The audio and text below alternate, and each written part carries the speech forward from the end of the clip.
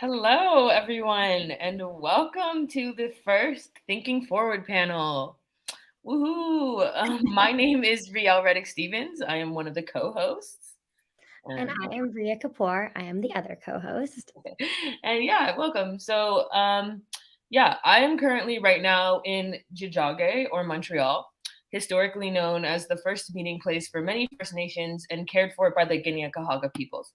I recognize that Neptune Theatre, and where I assume most people are viewing from today, is located in Mi'kma'ki, the ancestral and unceded territory of the Mi'kmaq people, and we acknowledge them as the past, present, and future caretakers of this land.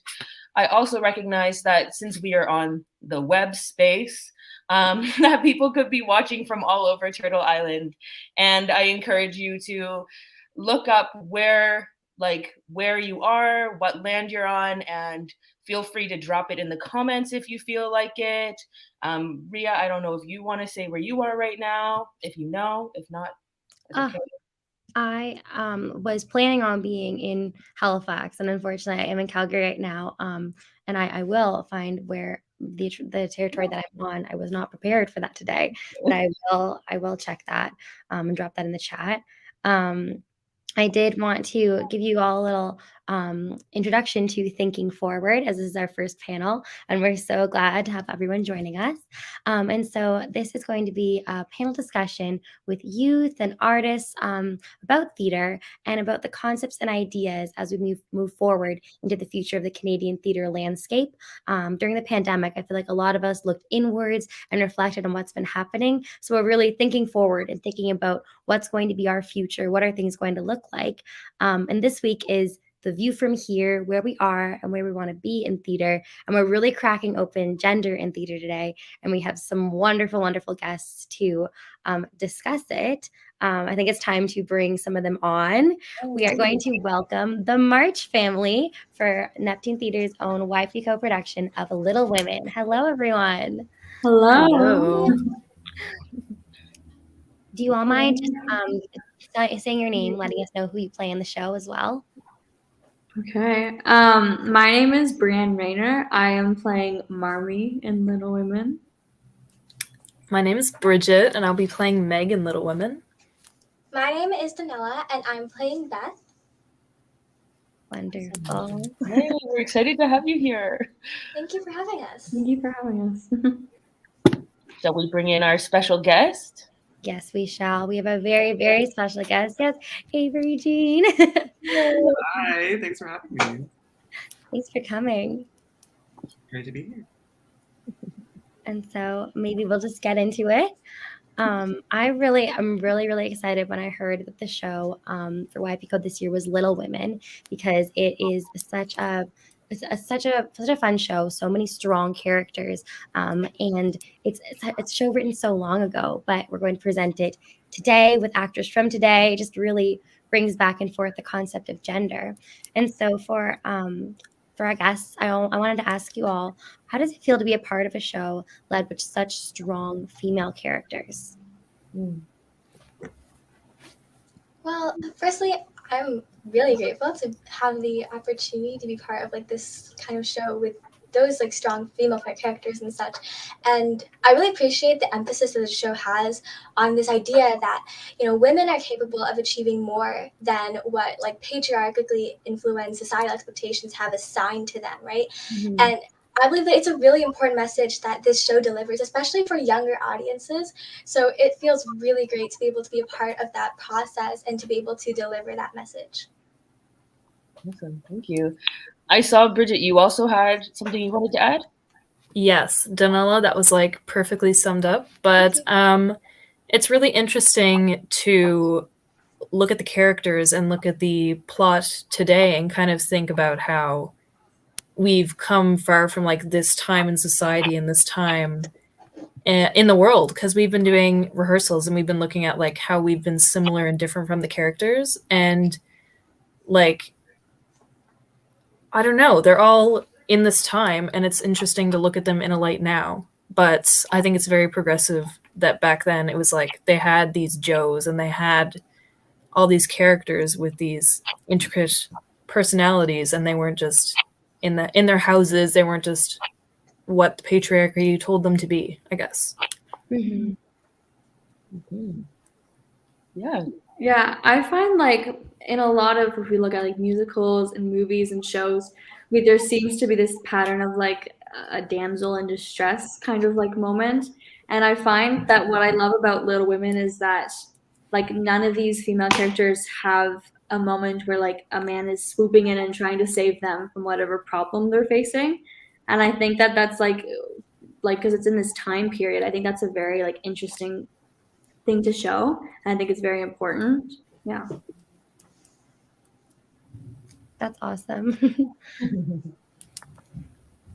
I'm also really, really interested in just as music theater artists gather today, how each of you feel women are represented in music theater canon. And I mean, like, there's usually pretty predominantly male and female gender roles in music theater, and how other roles can fit in as well.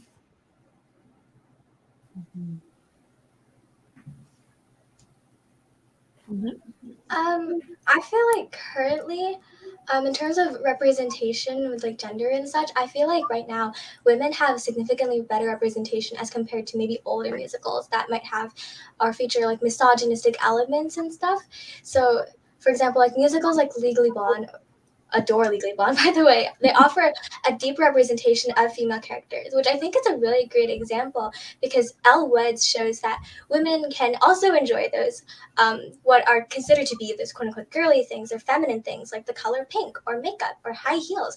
And it doesn't lessen their value or anything like that from being a human being. And I really enjoy that. And I love that representation there. So yeah. Yeah, I guess it's really empowering to be playing these characters. And like you said, Danila, like there's more musicals like Elle Woods, for example, that are like powerful female leads. And I guess it's like in theater, it's empowering to kind of resemble yourself in these people and kind of become that powerful role, I guess.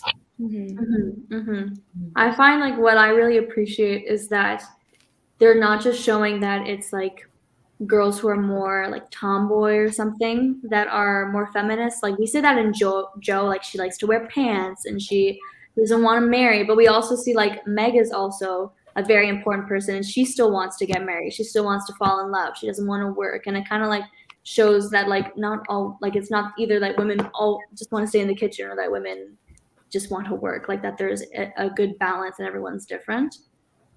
Yeah, I like the diversity that they show in the characters. Like, not like you said, like not only is Meg like not doesn't want to get wants to get married, but she also has like other things she wants to achieve in life. She's also like very driven. She's also like an independent person, and I think it's interesting to have these kind of depths to these characters. To add to that, why do we think it's important to have shows like this and be part of productions like this and continue writing stories like that? Yeah, does anyone want to speak to that? Yeah. I feel like it's really important for that representation because when people see themselves and they see themselves represented in media, it's very, like Bridget said, very empowering. And it's equally as empowering to be able to be the person who contributes to that representation. Because if you see yourself represented in media, it's like, this is not impossible for me, no matter who I am or who I identify as or whatever, that kind of thing. So I think that in that sense, it's very liberating. It's very, very empowering. And yeah.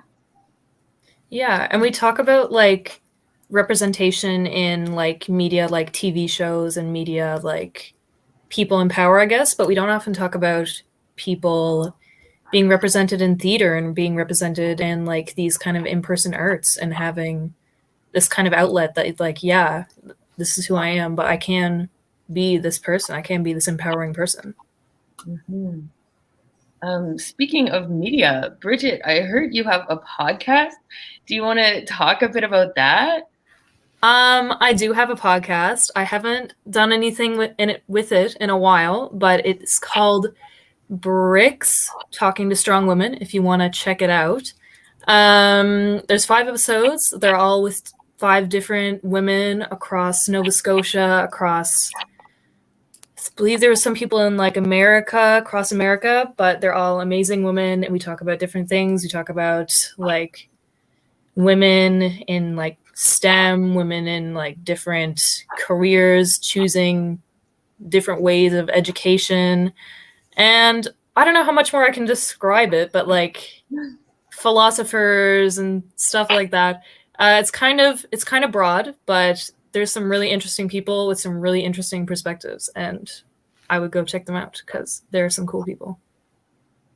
That's awesome, especially just in time for International Women's Day. That is tomorrow. Yes. Kind of fueling some of our vibes today too. So I know what I'm downloading for the plane ride home. Definitely that. Jumping off that too, I wanted to ask, what excites you about being a woman in music theater? I find like nowadays when more stories and musicals are coming out where women are represented and where like stories about it, I think it's just like it's very exciting to be able to see that and see that like that's coming out and stuff, and that I find it's very exciting to be a part of it too, just knowing you're being a part of it. Yeah. Mm-hmm. Yeah. Like I mentioned earlier, just to kind of ride off of that idea, I'm really excited about that opportunity that I'm given to contribute to that positive representation of women in musical theater, especially being a woman of color. And in musical theater, bringing that representation to the stage is really important to me, and I'm really, really excited about that because honestly, I wish that I had seen more diverse, positive representation of women and women of color in musical theater growing up. So I really aspire, and I'm really excited to be able to contribute to that now. I feel that. Yes, girl. I love that.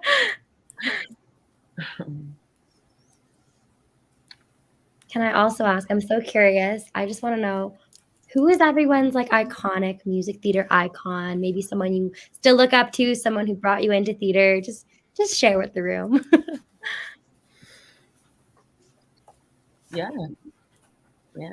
Okay. I love Kristen Chenoweth. I think that's how you say her name. I think she just has like this incredible voice and technique. Like I find it's crazy how she can go from singing like jazz to opera to musical to pop. I just sit there like, oh my gosh, how is she doing that? How? We love K-Chen. Mm-hmm. Anyone else have a fave? Yeah. Also Kristen Chenoweth, but also people like Leah Salonga, Philippa Sue. They make me so happy because I rarely ever see Asian people in musical theater, so it's really great to see that. And like also Leah Salonga's singing, incredible, got me into singing and enjoying that. And Philippa Sue, her voice angelic, her acting beautiful, absolutely adore her and admire her. So definitely look up to both of them.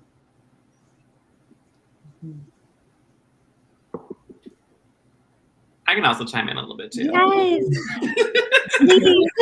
Yeah, I'm sitting here right as well. For me, a huge part for myself as a trans feminine person, as well in musical theater, there hasn't historically been next to nothing for us out there either. But in the last few years, especially in the last 2 years, we've seen a huge resurgence of us coming back into the world. I don't know. But we've had on Broadway Alexandra Billings playing Madame Morrible in Wicked.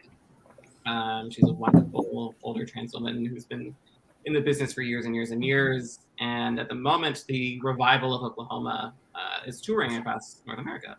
And the woman playing Ado Annie in that is a plus-size Black trans woman named Sis, who I've looked up to for a very, very, very long time. The two of them are really in there just making huge changes in the world. And just a few years before that, we had Peppermint, who some of you may know from season 9 of RuPaul's Drag Race, She also originated a role. She was the first trans woman to originate a role on Broadway in Head Over Heels back in 2017, 2018, I think. And I've been watching all 3 of them for 3 years in admiration. That's awesome. And fun fact, Peppermint actually went to school with the director of the theater school at Neptune as well. For those of you who didn't know. What a small world. Small world. We're all 1 degree of separation. It's true. Very true. We're all this close to getting very fresh breath. It's great. You said it well. You said it right. Yeah, I guess this is a question for Avery Jean. So you're a music director, and yeah, I guess I'm just curious what it's been like for you, music directing and kind of writing coming from that perspective. Yeah, so as a music director and writer, something I'm really conscious of, I write not all that I do, but most of what I do is about platforming transgender voices in musical theater canon. Every show that I write has a transgender character in it, and if I'm going to be on the creative team for a professional musical, there will be transgender actors in that musical. That is just something that comes with the package. I do not show up to not hold the door open for my own community as I come in. That is a promise that I make. But something that you have to keep in mind is it's not so simple as just like copy pasting us into the pre-existing system of musical theater. Because it's not something that differentiates plays musical theater as the music, and it's always written in specific keys, which do not really always work with the voices that you get for transgender people, whether that's a trans feminine person or even a trans masculine person. There are so many additional things that you need to keep in mind. Some of us experience vocal dysphoria from the sounds of our own voice and need to adjust the way that we speak or sing in order to not have psychological damage every time we open our mouths. But at the same time, that can take away from healthy vocal technique for singing. And so you have to be conscious of, well, where are we singing? What keys are we in? How big of a range are you writing for us? It's a completely different ballgame sometimes. And something else, too, is that if you try and put us into pre-existing musicals, if you wanted to cast me in a revival of The Sound of Music, it would be a very good idea. It'd be amazing. But something to keep in mind, anytime that I have to sing a duet, if you have to transpose it to my voice, it's also going to affect my scene partner. And that is something that's possible, something that's doable. We can make these tweaks. We can adjust melodies as needed. We can adjust placements as needed. But it just has to come with the understanding that what you're about to hear is not going to be what you're used to hearing. And that doesn't make it bad. It just makes it different. But so many people historically have been resistant to making these changes, have been hesitant to go into things. Like I've come in for callbacks for musicals before, where I've been handed sheet music for a soprano number, and I have a great falsetto, but I can't go all the way up to where Audra McDonald lives. That's just not where I live. And just as an example, I was called in for a show in Toronto, went in with the sheet music, and I said, well, okay, well, these notes are, I physically can't make these sounds. Do you want me to do it down an octave? Do you want me to do it in a different key? And they said, oh, well, no, it needs to be in this key, so we can't see that. And so I lost the audition. And that's completely unacceptable, quite frankly. Very damaging. And the only reason was this one solo number that I was asked to sing, they couldn't change, which isn't true. You can't. So as a music director, that's also something I'm very conscious of. Like I'm going to be starting rehearsals within the next month for the Rocky Horror Show at Neptune Theatre. There are still a few roles that we're finishing casting. We're going to be finishing that process very soon. But from our original cast that we had set for 2020, we still have some transgender performers returning to us, like a very good friend, Breton Lama. And Breton is a trans man who is currently on testosterone. His voice is changing. It's changing very rapidly. And he's still trying to rediscover his instrument as we speak. And that will continue going on during the show. And there are a lot of music directors out there who would go, oh, well, I cast you when you had this voice, so I'm going to have to fire you now and replace you because you can't sing those notes. That's not what I'm doing. What I'm all about is about meeting people where they're at, regardless of whether they're transgender or cisgender. I meet you where you're at, and I find your voice, and I see how your voice can get put into this space. And that takes a little bit of additional work or slightly different work than a music director is typically used to doing. but it's so worth it. It's so worth it, because we get these incredible stories told on stage that weren't going to get told otherwise. And for me, like when I transitioned years and years ago, I'm very old, a very long time ago, I was working quite consistently in the industry as a performer first. And when I came out as transgender, I was no longer able to book auditions. People weren't taking my voice seriously, as I mentioned in that story about that ill-fated callback. And part of that was there had been no one else on these stages before me doing this thing. No one knew what to do with me. And because of that, so many people didn't even know where to start. They wouldn't even ask me what I needed. And at the time, I didn't really know either, because I was early on in my career as a music director and as a writer.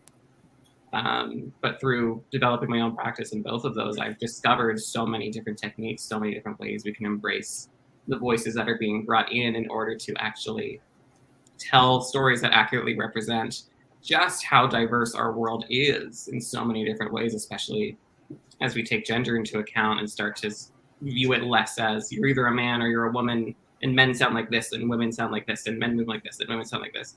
That's not it. The second we start just detaching gender from our bodies and letting those exist as different things and accommodating what all of that means together in an individual, that's when the stories really start to open up.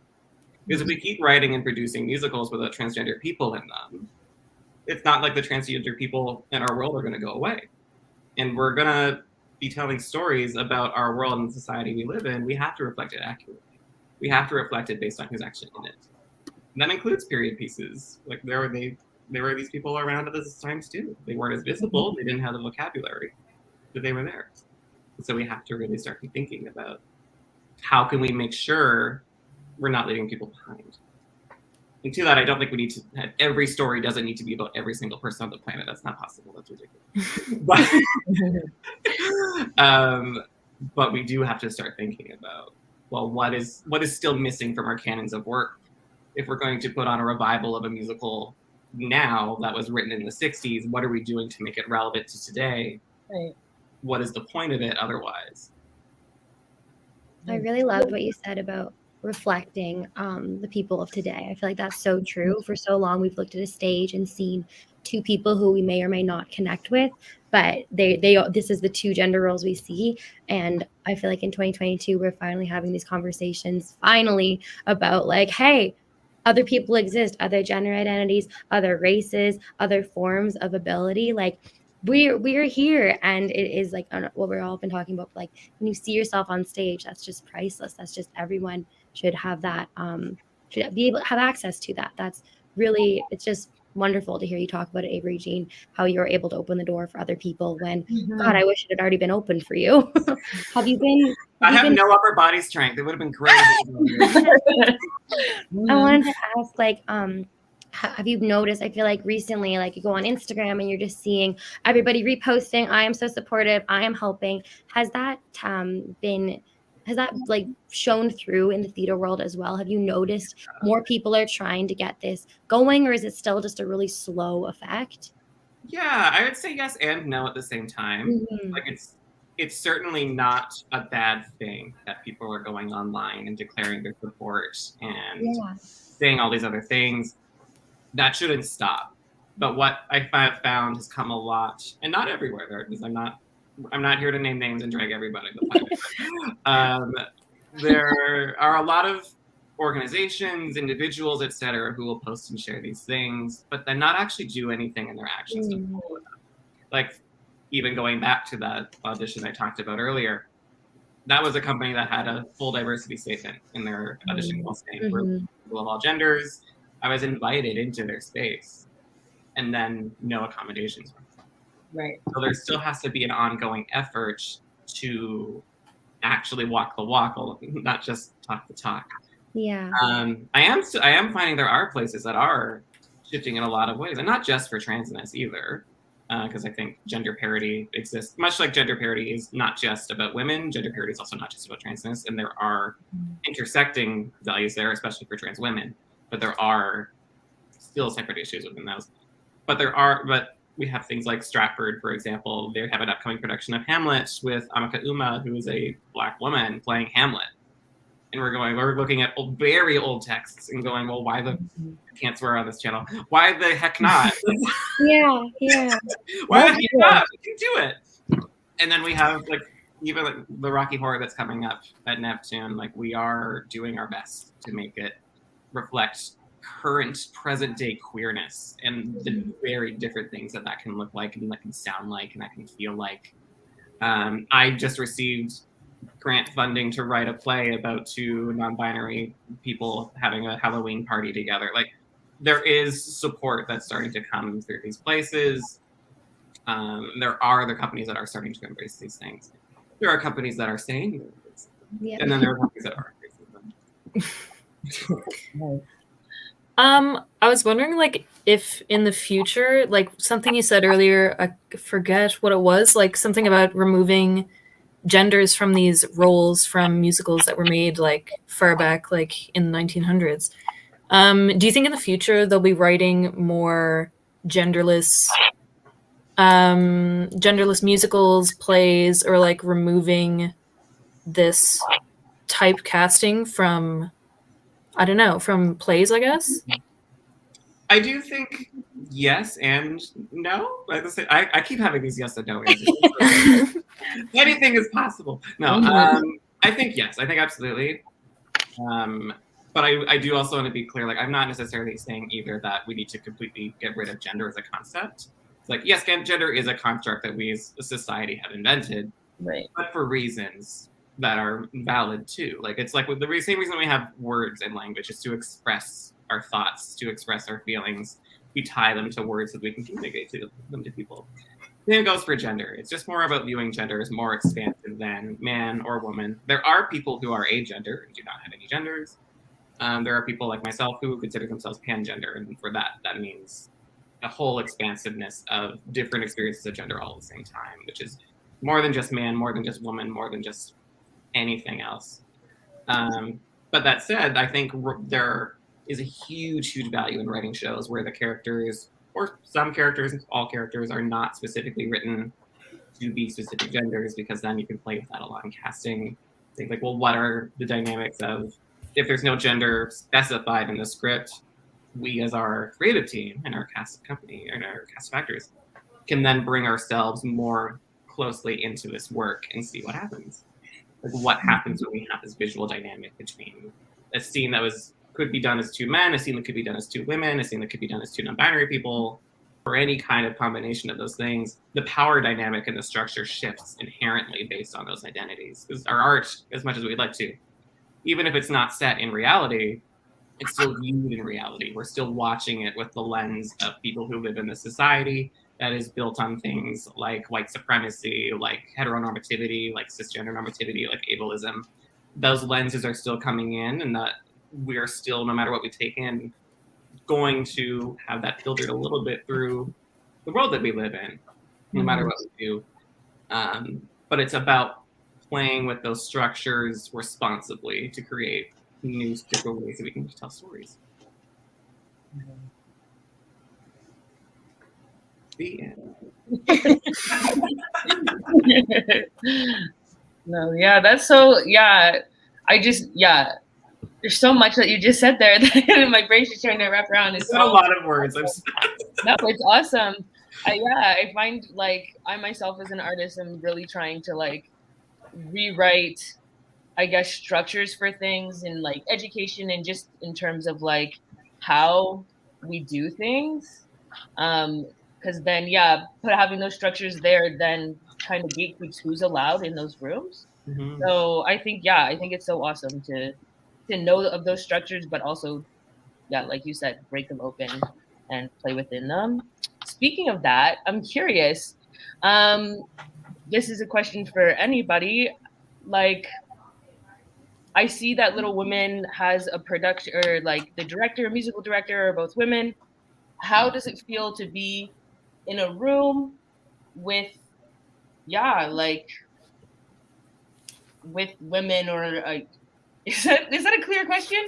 Like, how does it feel to have women running the room? I guess.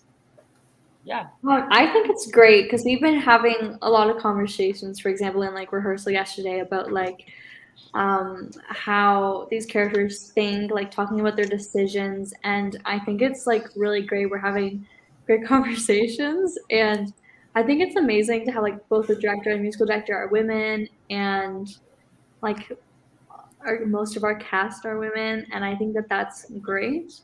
I think it's a really amazing opportunity. Yeah. And do you feel like, oh, sorry, did I cut someone off? No. Okay. And do you feel like having that, and just having people in positions of power who are more open and are, yeah, breaking all these structures open, do you feel that that allows for more freedom in your work and things like that? Allows you to show up just It definitely feels like powerful. It feels like already it's like there's this dynamic, I guess, and we're all just kind of coming together. And like Brienne, you were saying that we were having these discussions at rehearsal yesterday, and it was really like just powerful to have all these women coming together and talking about how diverse characters are and how this time period was on women. And I don't know, I guess it's really interesting to have all these women together, like talking over this play set in this time.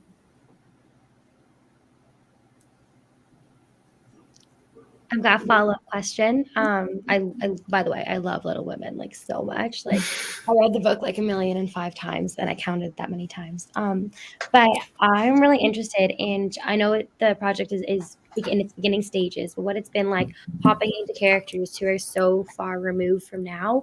Are there parts that were so easy to get in touch with that you knew exactly, or are there parts that needed a bit more digging or anything like that? Just because they lived so long ago, they're such different time from now. Yeah, I saw Brienne your hand first. Okay. Yeah. Yeah, because so I'm playing Marmee, and she's the mom. So it's of course the fact that she's a 30-year-old woman who has 4 children is a little bit different to me. But like I found like it was very interesting to grasp the fact that Marmee is this incredibly selfless person who like she doesn't really necessarily think of how she feels in the situation, mainly how her children feel and everyone else feel. And I thought that was like really interesting, and I thought it was really pretty, like beautiful of her.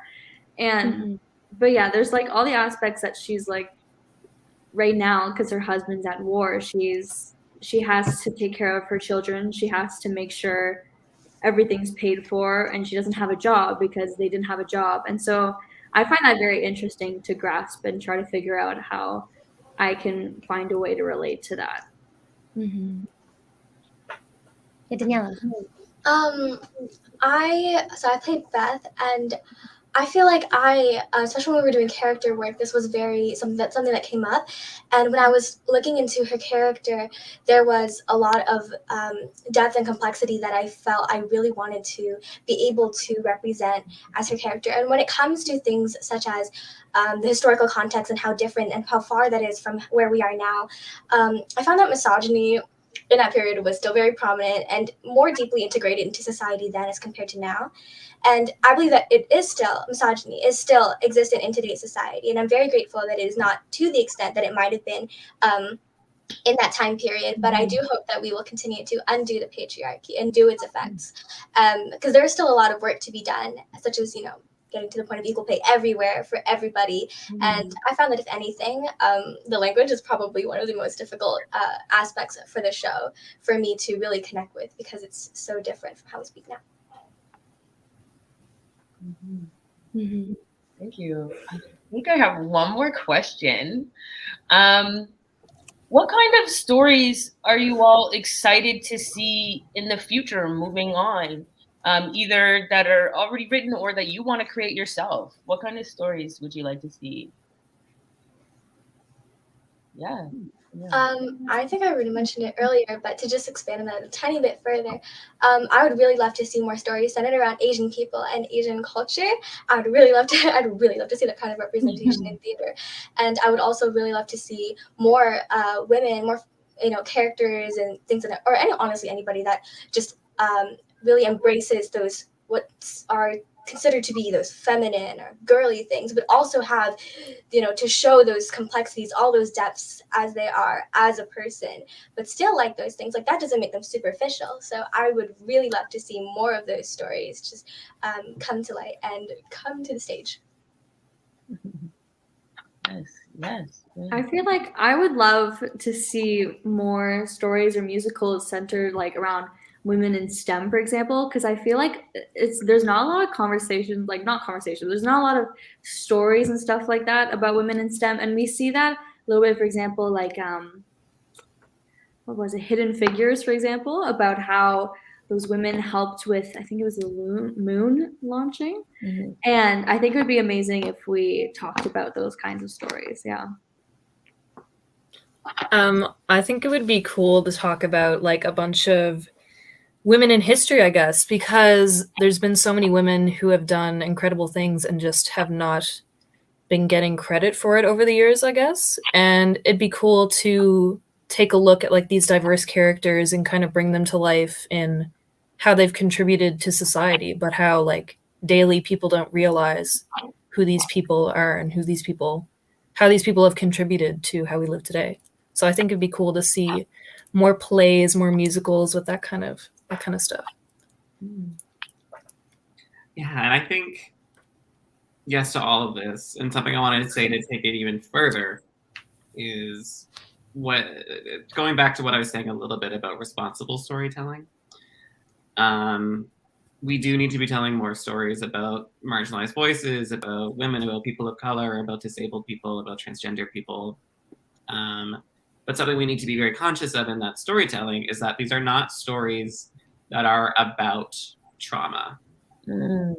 Because there's already so many shows that do that. And I think all six of us on this panel in some way, like, we experience daily microaggressions and traumas of different kinds based on our different intersections of marginalization in the world. It's already a part of our lives and our stories. And when we create shows that are about our trauma, and it just kind of like, this is what it's like, and we're going really dark and edgy on it. Yes, it's helpful and informative to people outside of our community to a degree, but then it also becomes, look how entertaining our trauma is, as opposed to help us live in a world where this isn't what's happening. And what we can do instead, like, because there's no avoiding it, like that the difficulties of existing will inherently be a part of all storytelling.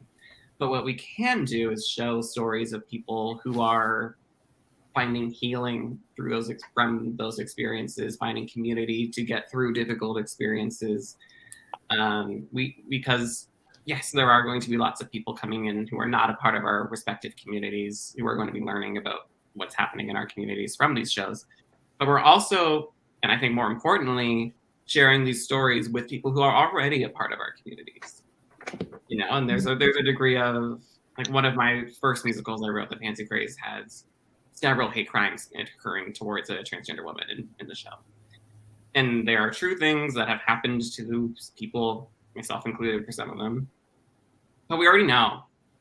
We already know. I already did that. I don't need to come into a show and be like, oh, right, my life is hard. The end.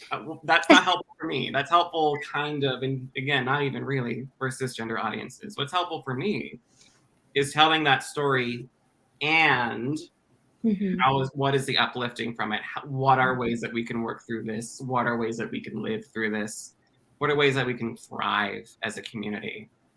How can we heal? How can we be held? How can we trust again after these experiences? That's really what I'm most excited about seeing in new works about marginalization. So well said. Yeah, So, I love that. Yeah. I've never had that thought before, like that thought of like separating how do I even say this? Separating like the plays that center around like trauma versus like celebrating the greatness of these communities. That's an interesting thought. Yeah. Because the trauma is always going to be there. It's impossible to avoid or deny that it exists. So you don't really even have to put a lot of focus in it in your writing. Like the shows I'm writing these days, I barely show events of harm unless they're extremely crucial to the plot, and even then they'll probably happen on stage. it's more about what happens after and before for me now. Mhm. How do we live through this? How does my community be held through these kinds of events? And I think that is just like, otherwise you're just adding to like the reminder and the pain of all these things. You can And then I also hold each other through it. Yes. I also find, when they are like plays about trauma, it feels like you're educating people instead of like, we also take math classes. I don't know. Like we want I don't. Yeah. right? We also want stories of just like people in high school living life, having fun. Like we do things at our days that are more than just our feelings getting hurt. yes. And that actually can show Invalidate. to audiences, like bring you so much closer when you see someone who you are very far from in your own experience living their best life, doing something similar to you. The audience member themselves is like, wait a minute, are we the same? Hold up, wait, like, we're the same? Oh my god, I love it. And even like to tie it back to Little Women, even like this is what a great opportunity of a show about all of these women in, I can't remember what century, and that's very embarrassing because 19th century. 1865. I was in the last time YPCo did Little Women. I should know that. Back then, like women going through so many events of misogyny. Like, don't even get me started on Lori. Oh my god. And holding each other through them though, and finding strength through them and through each other, and relating to one another and loving one another through spoilers, Beth's passing, like things like all of these, like how do these women come together and support each other, as opposed to and that's what the show is about. It's not about look at these unfortunate, uncomfortable things for 2 hours and then go home. No, like the uncomfortable, unfortunate things are in the show, but so is the joy, so is the love, so is the community, so is the connection. And that, to me, is what's most important. Yes. And that being said, tickets for Little Women do go on sale later this month at neptunetheatre.com. They will run at the Scotiabank stage from April 24th to May 8th. We are all so excited to see it. Wanted to throw that in there. Yeah. Yes. Awesome. And I think are we nearing the end of our time together? I believe so. I also just want to throw in there, I was a bit behind because I was not planning on being in this location, but I was late on my land acknowledgement, and I wanted to let you know that I am on the land of the Blackfoot under the Treaty 7 treaty. Sorry, that was a little late. Thank you. Thank you everyone for joining us, both the panel and anyone watching. It was really, really lovely speaking to you all and hearing all the wisdom that you have. Like, it's so exciting seeing like all these young people, what's to come in the future. I'm so excited. So thank you so much. Yeah, really, really enjoyed spending this time online with all of you. Really, really grateful to be in this room with such inspiring and supportive voices. And yes, thank you all for tuning in. Hi, everyone. And bye, everyone. Thank you so much. Thank you for having us.